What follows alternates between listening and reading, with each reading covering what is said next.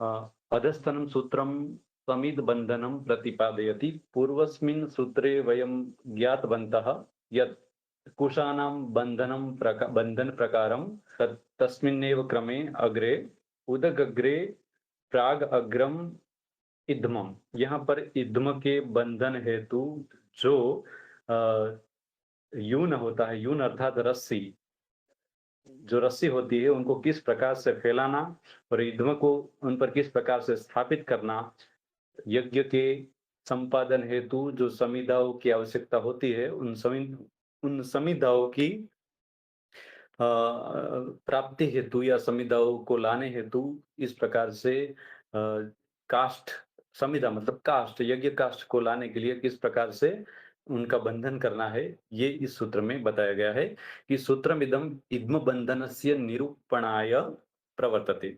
पूर्वस्मात् सूत्रात् यूने पदस्यानुवृत्ति अत्रागच्छति, तेन सूत्रस्वरूपम् इत्थं कल्प्यते। उदगग्रे यून प्रागग्रम इद्मम् इद्मं समित इति। यद्यपि सूत्रकारेण अग्रे सूत्रमेकं इद्मज्ञानाय दत्तम अष्टादशेद्मं परिधिवृक्षाणाम्। तो यहाँ पर इद्म के विषय में कहा गया है कि अष्टादश इद्म की आवश्यकता होती है यज्ञानुष्ठान में, जिसमें पंचदश जो इद्म होते हैं वो समिधा होती है और 3 परिधि होती है। इसके विषय में आगे हम देखेंगे। तेन ज्ञातुं शक्यते यत् हस्तमिता समिदः अष्टदश संख्यकाः पलासादिवृक्षेभ्यः संकलिता इद्म शब्दवाच्याः तेषां बन्धनाय उदगग्रे यूने अर्थात् उदित्यां अग्रभाग यथा भवेत् तथा प्रसार्य तस्मिन् प्रागग्रं प्राच्यादिशीं येषाम् इद्मानाम् अग्रभागः तथा निधाय बध्नीयात्। अयं विधिः इद्मानां बंधनाय एव उपदिष्टा। यहाँ पर इद्म के बंधन हेतु, जो इद्म जो काष्ठ होते हैं उनके बंधन हेतु इस सूत्र का यहाँ पर निरूपण किया गया है।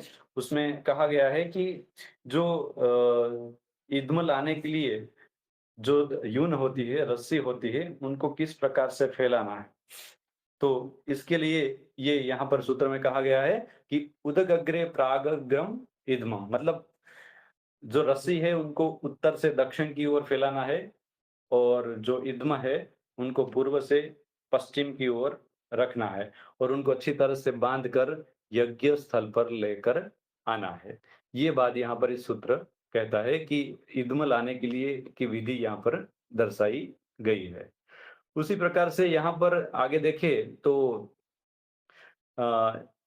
इद्म के जो समित बंधन पर यह सूत्र प्रकाश डालता है। पूर्व सूत्र से यून एवं आचिनोति पद की अनुवृत्ति आती है, जिसने सूत्र का उदगग्रे यूने प्राग अग्रम इद्मा चिनोति, मतलब यहाँ पर आचिनोति शब्द जो प्रयोग किया गया है ना, सूत्र का अर्थ जिस प्रकार से यहाँ पर दिया गया है उसमें पूर्व से पश्चिम की ओर इद्म को रखना है और उत्तर से दक्षिण की ओर रस्सी को रखना है। तो यहाँ पर उनको अच्छी तरह से बांधना है और समेट कर लाना है, ये भाव है। ये अगला सूत्र जो है वो कहता है इदानीं बंधने ग्रंथि नियमः वक्ष्यते। अब यहाँ पर कितनी छोटी-छोटी बारीक चीजों को दर्शाया गया है कि जो इद्म के बंधन हेतु जो रस्सी को फैलाया जाता है, रस्सी में इन इद्म को, काष्ठों को रखा जाता है, तो उसकी जो गांठ बांधनी है वो किस प्रकार से बांधनी है, इस विषय पर यहाँ कहा गया है प्रत्यक ग्रंथि न अवगुहति। मतलब प्रत्येक शब्द का यहाँ दिशाओं के अर्थ नहीं है, परंतु व्यवस्थित रूप से समेट कर जो रस्सी होती है उनको गांठ नहीं बांधनी है, परंतु उनको अवगुहित करना है। जैसे कि ग्रंथि नहीं करनी है, वहां पर उनको अवगुहन करना है। तो यहाँ पर कहा है ना कि बरही और इद्म के बंधन में रस्सी को किस प्रकार से वेष्टित करना है, बांधना है। तो इसलिए कहा गया है कि यदि इद्म का बंधन हो रहा है तो रस्सी से बंध कर कसकर बांधे। इद्म का बंधन हो रहा है तो रस्सी से कसकर बांधे, दोनों भाग की रस्सी को मिलाकर खींचे, फिर एकीकृत कर रस्सी का दोनों छोर इद्म या बरही जो अपेक्षित हो उनके मूल भाग के तरफ मोड़कर रस्सी के नीचे उनको दबा देना है, उनकी गांठ नहीं बांधनी है। परंतु यहाँ पर ये ध्यान रखना है कि अ, जो इद्म है, जो काष्ठ है, वो नीचे ना गिरे, न टूटे, इस प्रकार से उनको लाना है, क्योंकि उनका जो माप है, हस्त परिमित या बाहु परिमित, वो सुनिश्चित होता है। तो उसी प्रकार से इद्म हमारे यज्ञ स्थान पर पहुँचे, उनका भी हमें ध्यान रखना है। ठीक है? तो यहाँ पर अवगुहित शब्द का जो अर्थ है वो यहाँ पर दिया गया है। आगे 18वाँ 18वाँ सूत्र है, कहता है कि अधस्तनम सूत्रम इद्मानां संख्या प्रतिपादयति। उदगग्रे यूने, ये हमने देख लिया है। डिस्प्ले पर भी आपको अच्छी तरह से ये दिख रहा है ना? हाँ। इदानीं जी बंधने बिल्कुल। ग्रंथि नियमः, ये भी हमने देखा है कि प्रत्येक ग्रंथि न अवगुहति। उसी प्रकार से आगे देखते हैं उसमें कि अधस्तनं सूत्रम इद्मानां संख्या प्रतिपादयति। अष्टादशम अष्टादशतमं सूत्रम अष्टादशेद्मं परिधि वृक्षाणाम।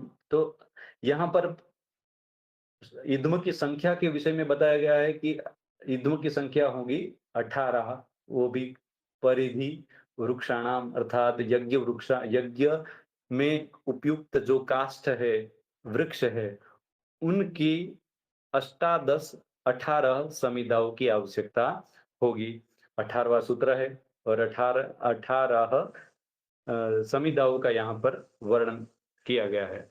इद्म शब्दस्य सामान्यः अर्थः समित् या काष्ठम् ईन्धनं भवति, परन्तु अत्र सूत्रेण अनेन इद्मानां संख्यावृते ग्रन्थकारः प्रकृतसूत्रानुसारम् 18 इद्मानि भवन्ति हस्तपरिमितानि इति यावत्। सूत्र के अनुसार 18 इद्म की आवश्यकता है, हस्त परिमित, एक हाथ जितने लंबाई वाले 18 18 ये जो इद्म की आवश्यकता है, काष्ठ की आवश्यकता है। केषां वृक्षाणाम इद्म ग्राह्य, तो ये भी यहाँ पर बताया गया है। और इद्म किसे कहते हैं, इसके लिए व्याख्या है, इद्यते अग्निर अनेन इति इद्म। इनको याद रखिएगा, परीक्षा में पूछा जाने वाला प्रश्न है। अनेन इति अग्नि। तो यहाँ पर इति जिज्ञासायाम आह परिधि वृक्षाणाम अर्थात यज्ञ वृक्षाणाम इति ते च पलासादयः भवन्ति। आप सब जानते हैं कि जो यज्ञ वृक्ष है वो पलास, खादिर इत्यादि जो वृक्ष है, उन वृक्षों के 18 समिधाओं की आवश्यकता यहाँ पर होती है। तो उक्तंच सतपथ ब्राह्मणे, सतपथ ब्राह्मण में उसके लिए विशेष रूप से बताया गया है कि तेवे पलासाः स्युः, ब्रह्म वे पलासो ब्रह्माग्निरग्नयो हि तस्मात् पलासाः स्युः। यदि पलासान् न विन्देत, जो पलास नहीं मिलते तो उनके साथ तो उनके विकल्प में अथो अथ अपि वैकंकताः, उसी प्रकार से वैकंकत को ले। अगर वैकंकत न मिले तो कास्म वृक्ष के काष्ठ ले, अगर वो न मिले तो बिल्व के काष्ठ ले। इस प्रकार से यहाँ पर किस किस काष्ठ का प्रयोग करना है युग्म के लिए, इनका भी यहाँ पर स्पष्ट वर्णन बताया गया है, दर्शाया गया है। चला तो अष्टादश संख्यायाः कुत्रास्ति प्रयोजनम्? पंचदश समिधेनि नाम आधार समिधो द्वे एका च अनुयाज समित सर्वम आहत्य अष्टादश भवन्ति। तो यहाँ पर अष्टादश समिधा वो किस किस प्रकार से की और इनका क्या प्रयोजन है? तो उनके लिए कहा गया है कि पंचदश समिधेनि नाम, समिधाओं के लिए आहुति प्रदान करने के लिए पंचदश मतलब 15 समिधाओं, आधार समिधो 2 आधार समिधाओं और एक अनुयाज के लिए समिधा। इस प्रकार से यहाँ पर सर्वत्र आहत्य सभी को मिलाकर अष्टादश समिधा भवन्ति। काम्येष्टि मध्ये समिधेन्यः संख्या वर्धते, तत्र कदाचित् एकविंशतिः समिधेन्यः अस्यां परिस्थितो काष्ठानां वृद्धिर् भवति। अगर कामवेष्टि करने हैं किसी काम्येष्टि, तो वहां पर समिधाओं की संख्या 21 होती है। अत्र प्रसंगात् परिधि विषयेपि लिख्यते, यद्यपि परिधि शब्दस्य अर्थो भवति कुण्डस्य खरस्य वा सर्वासु दिक्षु स्थापनम काष्ठस्य तथा न भवति। मतलब खर जो है यज्ञ कुंड, उनके जो चारों ओर रखने की जो समिधाएं होती है उनको बोलते हैं परिधि। परिधि के लिए 3 समिधा हो। वैसे तो यज्ञ कुंड चतुष्कोण होता है, तो उनको 4 समिधाओं की आवश्यकता होती है, परंतु यहाँ पर स्पष्टता की गई है कि समिधाओं खर के लिए मतलब परिधि के लिए 3 ही समिधाओं की आवश्यकता है। क्यों? क्योंकि यथा अत्र उक्तम अस्ति पश्चिमायां दक्षिणस्याम् उदिच्यां च आर्द्रकाष्ठं हस्तमितं स्थाप्यते। पूर्वस्यां सूर्यः रक्षकः भवति, तस्मात् पूर्वस्यां परिधिर्न न दीयते। तो यहाँ पर आप पूर्व के अलावा जो 3 दिशाएँ हैं, उत्तर, दक्षिण और अ, पश्चिम दिशा, ये तीनों दिशाओं में हरित मतलब आर्द्र परिधि के लिए काष्ठ को रखना है, हस्त परिमेय। और पूर्व दिशा में सूर्य रक्षक होने के कारण वहां परिधि की आवश्यकता नहीं है। आर्द्र काष्ठम हरित काष्ठम सजीवस्य प्रतिपादनाय गृह्यते।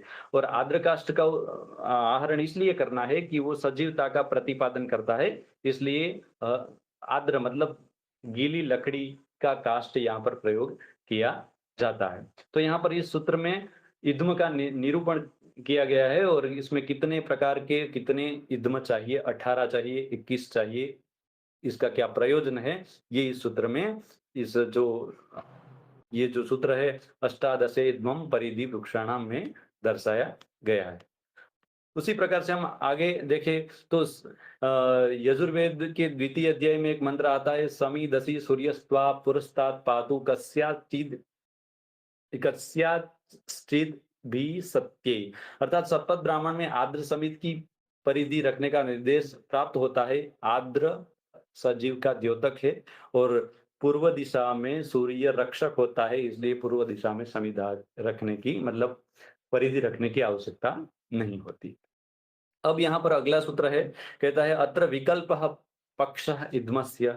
यहाँ पर हमने देखा है कि पूर्व पक्ष और सिद्धांत पक्ष दोनों है। तो यहाँ पर विकल्प पक्ष ये कहता है कि एक विंशतिं वा। तो अनेन सूत्रेण द्वितीय पक्षः समुद्घाटितः। अयं पक्षः अन्यस्यां शाखायां दृश्यते। आपस्तंभ सूत्रे खादिरं पलासं एकविंशति दारुम इद्मं करोति। अत्र एकविंशति काष्ठम इद्मं ग्रहणीया। दारु अर्थात वृक्ष, एकविंशति वृक्ष के काष्ठ मतलब 21 काष्ठ का प्रयोग यहाँ पर करना है। दारु अर्थात वृक्ष के काष्ठ का प्रयोग करना है, जो यज्ञीय काष्ठ है उनका प्रयोग करना है। तो यहाँ पर ध्यान रहे कि परिधि का काष्ठ बहुमात्र का होना चाहिए, मतलब एक बाहु मात्र का होना चाहिए, तथा इद्म से काष्ठ लेकर परिधि देने का शपथ ब्राह्मण में निषेध प्राप्त होता है। यहाँ पर आगे हमने बताया है कि जो इद्म के काष्ठ है उसमें से ही परिधि के काष्ठ रख देने हैं, परंतु यहाँ पर इद्म काष्ठ और परिधि के काष्ठ में अंतर मतलब लंबाई का अंतर रहता है, इसलिए परिधि के लिए अलग ही 3 काष्ठ की आवश्यकता रहती है। परिधियों के लिए 3 काष्ठ मात्र चाहिए और वो बाहु मात्र होते हैं। ये बात यहाँ पर इस सूत्र में दर्शाई गई है। जो एक विंशतिवा एक अलग एक विकल्प पक्ष है वो यहाँ पर कहता है। तो 20वां जो अगला सूत्र है वो कहता है अधस्तनम सूत्रम परिधि विषये वर्तते। परिधि क्या है, परिधि के विषय में सूत्र कहा गया है। ततः परिधीन एके एके। तो यहाँ पर एक आचार्य का मत है त्रीणी काष्ठानि परिधये भवन्ति। परिधि के लिए 3 काष्ठ होते हैं। सूत्रस्थ ततः पदम पंचम्यास्त शील योगेन निष्पन्नम तेन अस्यार्थः। तस्मात् एकविंशति काष्ठात् त्रीणि काष्ठानि परिधेय गृहीतव्यानि इति एकेषाम आचार्याणाम मतम। मतलब 21 जो काष्ठ है उसमें से 3 काष्ठ परिधियों के लिए। परिधि क्या है, तो यज्ञ जो होता है, यज्ञ कुंड, उनकी जो 4 दिशा होती है, उन दिशाओं के रक्षण के लिए वहां पर एक बाहु मात्र, बाहु मतलब 1 हाथ लंबाई वाले काष्ठों को चारों ओर रखने होते हैं, जिसमें पश्चिम दिशा, उत्तर दिशा और दक्षिण दिशा है, पूर्व में आवश्यकता नहीं है। तो यहाँ पर ततः अर्थात तस्मात् संकलितात् इद्म काष्ठात् परिधय अनेन विधिना त्रीणि काष्ठानि एकविंशतिकात् काष्ठात् निसृतानि अवशिष्टानि अष्टादश काष्ठानि इद्मा। अन्ये तु अष्टादशम दशे इद्मं परिधि वृक्षाणाम पक्षमेव प्रसंगति। तो यहाँ पर एक आचार्य का मत है कि ये जो 21 काष्ठ है उस 21 में से 3 काष्ठों का परिधि के लिए प्रयोग करे और अन्य काष्ठों का समिधाओं के लिए कर लेना चाहिए। ये भी एक उचित विधि है। तो यहाँ पर परिधि और इद्म को अलग अलग करके यहाँ पर कहा गया है। ठीक है, तो यहाँ पर इस प्रकार से शतपथ ब्राह्मण में भी एक कहा गया है कि कुछ लोग ईध्म से ही परिधि ग्रहण करते हैं, जो ठीक नहीं है। ऐसा नहीं करना चाहिए। ईध्म काष्ठ की योग्यता अग्नि संविदन में है, न कि परिधि स्थापन में। अतः परिधि के लिए अलग से संविदा ग्रहण करनी चाहिए। तो यहाँ पर परिधि क्या है, संविदा क्या है, ईध्म काष्ठ क्या है, इसके विषय में हमने देखा है, पढ़ा है।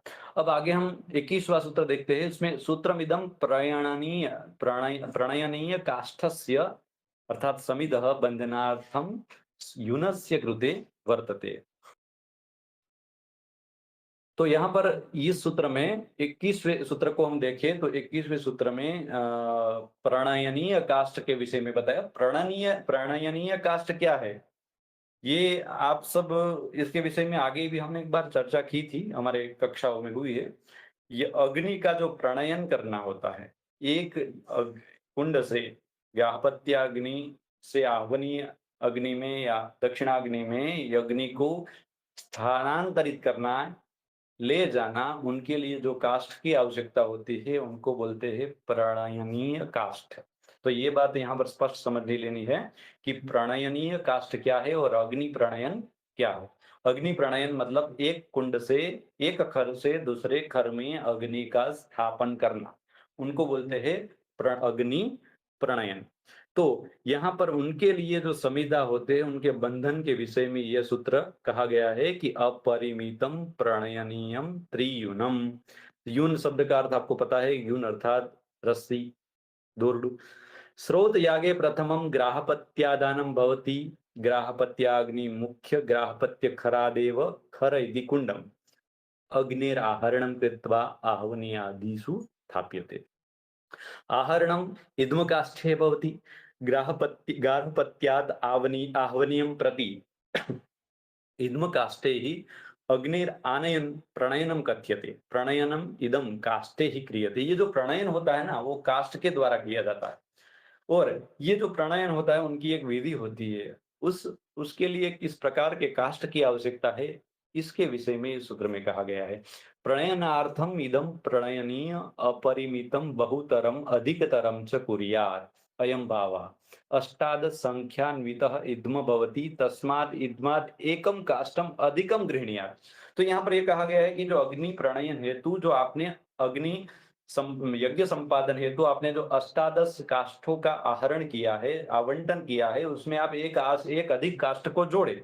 जो जो अधिक काष्ठ है उनका कार्य है अग्नि को प्रणयन कर, अग्नि का प्रणयन करना। अत्र विशिष्टेयं वार्ता अस्ति इदं प्रणयनीयं कर्म इद्वेन चातुर्मास्यादो संपाद्यते तच्च काष्ठम त्रियुनम कुर्यात्। वो जो काष्ठ होता है ना अग्नि प्रणयन हेतु, उनको तीन त्रियुनम अर्थात 3 यून से उनको बांधना है। त्रिभि यूने ही रज्जुभिः बद्धं भवेत् अथवा त्रिगुणितं यूनम त्रियुनम इति इद्मेन अग्नेः ग्रहणं पंचमाध्याये रीतम। यहाँ पर आगे उसके विषय में बताया गया है पंचम अध्याय में। परंतु यहाँ पर ये जो यज्ञ में अग्नि का प्रणयन एक खर से दूसरे खर में करना है, तो उनके लिए जो काष्ठ होता है उनको प्रणयनीय काष्ठ कहते हैं। और वो जो प्रणयनीय काष्ठ है वो 3 यून से बंधा होना चाहिए। ये भाव यहाँ पर इस सूत्र का है। तो यहाँ पर आगे देखते हैं। प्रातः पंचगृहीतम गृहीत्वा अग्नि प्रणयति इद्माभ्याम उपयम्य। यहाँ पर कहा गया है कि अपरिमितम इति इद्म काष्ठात् अधिकम, मतलब अपरिमितम अर्थात जितने फिक्स सुनिश्चित है अष्टादश या 21 इद्म काष्ठ, उससे अतिरिक्त एक और काष्ठ ग्रहण करना है। तो यहाँ पर इस सूत्र को हमने इस प्रकार से समझा है और आपको समझ में आ गया होगा कि ये त्रियूनम क्या है। और यून का अर्थ रस्सी है। त्रि अर्थात 3 रस्सी से प्रणयनी काष्ठ का आहरण 3 रस्सियों से बांधकर करना है। ठीक है। अगला सूत्र हम देखते हैं। अधस्तनम सूत्रम वेद बंधन काल निरूपणम आह। अब वेद बंधन काल, ये जो यहाँ पर बात है, वेद बंधन काल मतलब क्या। सामान्य रूप से हम वेद शब्द को ज्ञान के कोश के अर्थ में लेते हैं। तो यहाँ पर इस विषय पर प्रकाश डाला गया है कि जिस प्रकार से हम वेद शब्द को ग्रहण करते हैं, तो वेद शब्द 2 प्रकार से ग्रहण होता है। तो यहाँ पर कहा है कि सूत्रमिदं वेद बंधन काल निरूपणं भक्ति। वेद शब्दः द्विप्रकारकः पठ्यते, आद्युदातः अन्तोदातश्च। इनके विषय में इस विषय में हमने आगे चर्चा की है कि वेद शब्द के 2 अर्थ है। अर्थोऽपि द्विविधः, एकः ग्रंथराशिः वाचकः, अपरश्च कुसमुष्टिवाचकः। एक जो वेद शब्द है, वो एक ग्रंथ, हमारा वेद जो ग्रंथ है, ज्ञान निधि है, ज्ञान निधि, उनका वाचक है, और दूसरा कुसमुष्टि जो दर्भ है, उनका वाचक है। ग्रंथ राशिवाचक सर्वदा आदि उदात। यहाँ पर ये बात हमें याद रखनी है कि जो ग्रंथवाची जो शब्द है वेद, उनका आदि उदात है, और जो कुश मुष्टिवाचक है उनका अंत उदात है, मतलब अंतोदात है। ये यहाँ पर खास समझने वाली बात है। तो प्रकृत सूत्रानुरोधेन अत्र कुशमुष्टिवाचकः वेद शब्द, यहाँ पर जिस वेद की बात की है वो हमारे ग्रंथ रूपी ग्रंथवाचक वेद की बात नहीं हुई है। यहाँ पर कुशमुष्टिवाचक वेद शब्द की बात हुई है। यजमानः वेदम बध्नाति, अर्थात कुश को, दर्भ को बांधते हैं। वेदस्याकृति तावत् द्वितीय सूत्रे वर्तते। वेद की आकृति के विषय में आगे बताया है, ताम आकृतिम मनसि निधाय यजमानः वेद बंधने प्रवृत्तो भवति। अयम भावः वेद बंधनम नाम वेद निर्माणम। वेद बंधन किस प्रकार से करना है, किस प्रकार की आकृति से दर्भ को बांधना है, इसके विषय में बताया गया है। आगे भी उसका वर्णन है। आज्य निर्वापानंतरम प्रशस्य कालः वेद बंधनस्य निर्वापस्तु समुदितात् द्रव्यात् कार्यार्थ ग्रहणम्। यावत् परिमाणेन कार्यस्य सिद्धिर्भवति तावत् ग्रहणम निर्वाप। मतलब जब जितने द्रव्य से कार्य की समाप्ति हो सके, उतना द्रव्य हमें एकत्रित करना है, वह निर्वाप है। आज्यम गृहीत्वा वेद बंधनम इति। आज्य को ग्रहण करने के अंदर वेद का बंधन करना है। वेद बंधनस्य मंत्रः वेदोस्ति येन त्वं वेद देव।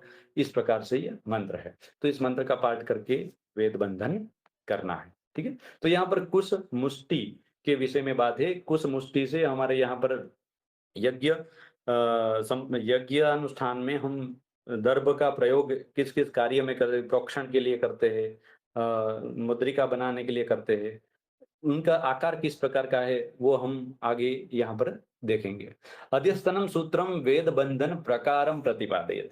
तो वेद बंधन किस प्रकार से करना है, ये प्रकार का यहाँ प्रतिपादन करता है ये सूत्र। कुसमुष्टि सव्यावृतम वत्सजानु त्रिवृतम मूत कार्यम कायम वा। सूत्रेऽस्मिन् त्रिधा विभागः प्रकार वेद बंधनस्य त्रिभि प्रकारे ही वेदम निर्मातुं शक्यते। तो यहाँ पर सूत्रेऽस्मिन्, इस सूत्र में सूत्र के 3 विभाग है, और यहाँ पर वेद बंधन के 3 प्रकार दर्शाए गए।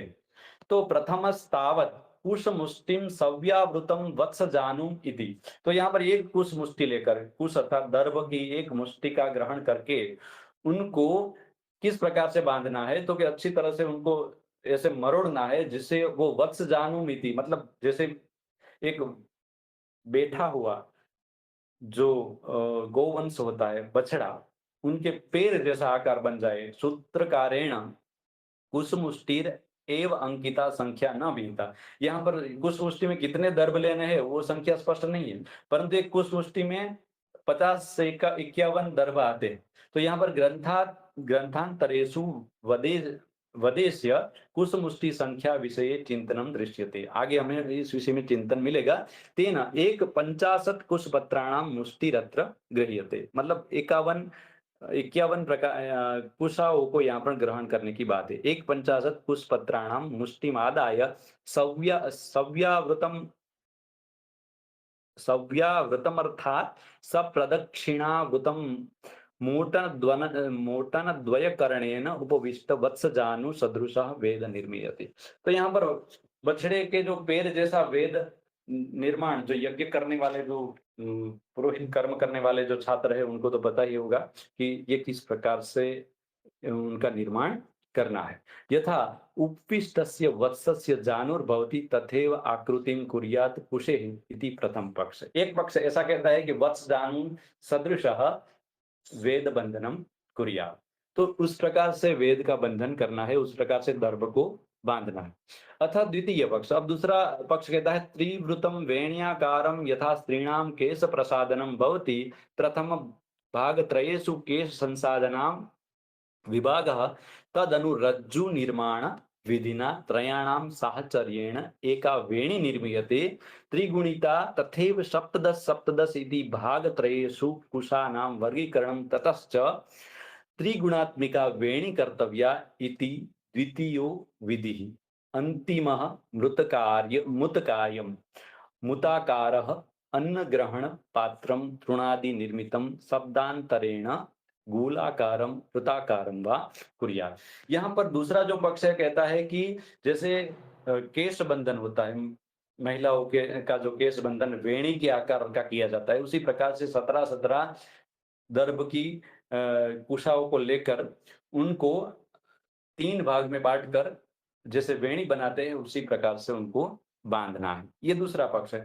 तीसरा पक्ष है मूताकार। मूताकार मतलब जो अन्न का जो कोठी होती है ना, गोल, उसी प्रकार का आकार उनको कहते हैं मूताकार। यहाँ पर इसके विषय में कहा है कि गुस मुष्टि को लेकर सप्रदिक्षाणावृत घुमाए, फिर उसे मोड़ने पर उसका आकार बैठे हुए बछड़े की तरह हो जाता है। ये पहला पक्ष है।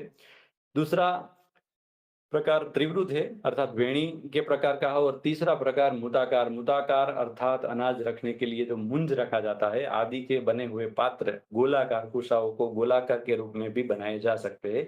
यह 3 प्रकार कात्यायन में अभीष्ट है। तो यहाँ पर दर्भ को किस प्रकार से बांधना है इस विषय में हमने इस अगले सूत्र में देखा है। ठीक है, तो यहाँ तक हम रखते हैं। संप्रति अधस्तनेन सूत्रेण प्रकार त्रयाणाम वेदानाम कामना भेदेन विवरणम। अब ये 3 प्रकार से जो वेद का बंधन किया जाता है, तो उसमें क्या अंतर है, क्यों, किस कर्म के, कौन से कर्म के लिए वत्स जानु सदृश वेद बंधन करना है, किस कर्म के लिए ये जो वेणी आकार का वेद बंधन करना है, और किस कर्म के लिए, किस कामना के लिए हमें ये मूताकार वेद बंधन करना है, इनका वर्णन यहाँ पर इस अगले सूत्र में देखना है। ठीक है, तो यहाँ तक रखते हैं। अगले सूत्र अगली कक्षा में, अगले व्याख्यान में हम आगे के सूत्रों को देखेंगे, और कात्यायन स्रोत सूत्र में ये जो पठित यज्ञ प्रणाली, यज्ञ विधि है, उनको हम वैदिक यज्ञ प्रणाली को हम आगे समझेंगे।